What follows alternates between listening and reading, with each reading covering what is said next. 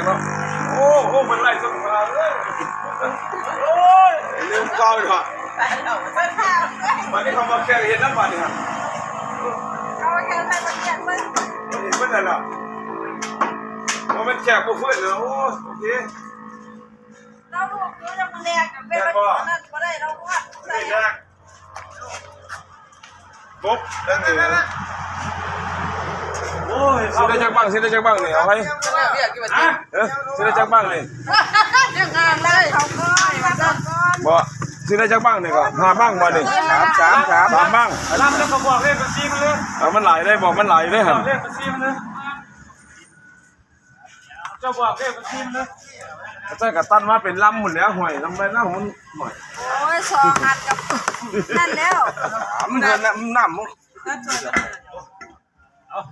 เนี่ยแล้วโอ้ยยังไม่ย่างเลยตั้นมาให้กับพ่อเฮงแล้วโอ้ยตัดน้ำลำดิไปนอนลำไอ้ตัวไอ้ไฟมันไปล้างน้ำมันครบไปล้างสักก้อนมาล้างก่อนมันขี้เลื่อยมันเข่าเนี่ยนะกินขี้เลื่อยพร้อมมันยังไม่ครบหรอกเปิดก่อนเอา3อย่างลงซานถ้ากินน้ำมันตะกันได้จะเปล่าเงาเด้อลามกบว่าแค่คนเคยกินว่าลามกบไม่แค่ใช่เลยนี่ซื้อนี่ลืมมาใส่จะซื้อกินนี่มาแค่จะซื้อกินนี่มาแค่พอดูเดี๋ยวคนให้สดอยู่นี่มาไม่ไผ่ซื้อตันมาซื้อได้เป็นลำหมูมาแห้งเลยนี่บ้างเงาไม่ไผ่เพื่อนโอ้แค่ได้บ้างไปทางอีกวันได้ตั้งดีๆเลยอุตส่าห์ตัดมาให้เป็นพวกเฮงเนาะลามลำคนแดงป่ะนี่ว่าคนแดงวะดูนี่คนแดงเนี่ยโอ้ดูน้องโรได้คนแดงจะสูงโอ้เบิ้ลอย่างใส่คันไว้บางอยู่ห่างยี่เอ็มบอกของมึงบ่มาเร็วถึงล่างผ่านมาเร็วมาเร็วว้าวโอ้จะสุดขอบตัวเลยนั่นกบน้องเอ้ยเป็นแข่งเด้อ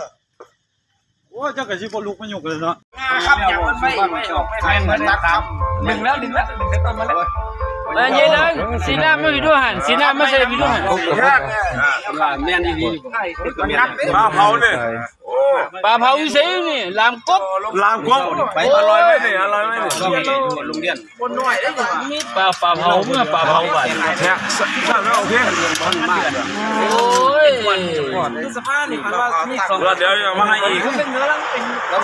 กบอีเสียไปเนี่ยกบเป็นเบิดอะไรมันบอกกบเจ้าหันก็ว่ามีนายเนี่ยบอกโอ้ยเจ้ากินเหล้าเขากินรถมาแล้วครับนี่กัน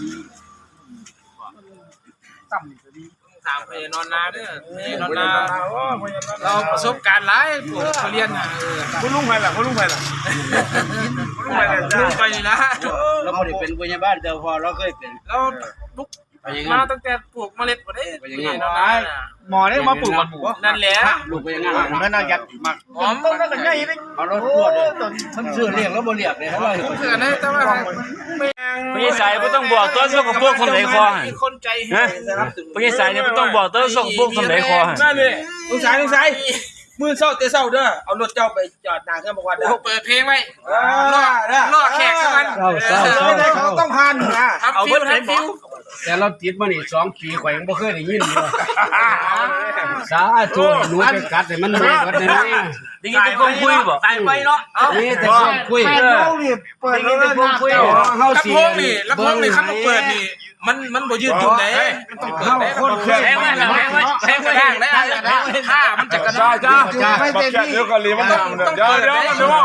เขียนเดี๋ยวก็เรียนมันเห็นแล้วสายไฟมันจะขึ้นขีดพร้อมได้ยกนี่ลองหน่อยนึงคุณบ่บักจ้าเห็นแล้วบ่จ้าให้เพิ่นเอามาเปิดให้ฟังเขาเคยมีเครื่องเสียงมันต้องเปิดนวดดอกลำโพงนวดดอกลำโพงนี่ปรับแนวใดเขาสิแนะนำร้องนี่ลงไปนี่ยังบ่มาเปิดจักเสียงมีแต่คนเก่งสาธุเลยกัดดอกไม้เบิดแนวไม้